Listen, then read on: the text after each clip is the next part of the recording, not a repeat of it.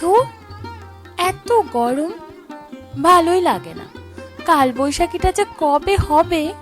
আরে দিদি, এরকম বলিস না।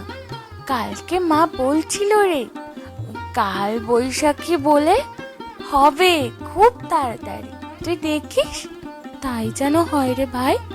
শোন, ঝড় যখন উঠবে তখন আমরা বাইরে বেরিয়ে দেখবো। হ্যাঁ হ্যাঁ, খুব মজা হবে।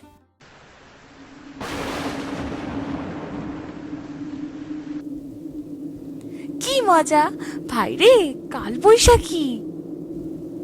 হ্যাঁ, চল দিদি, বাইরে যাই।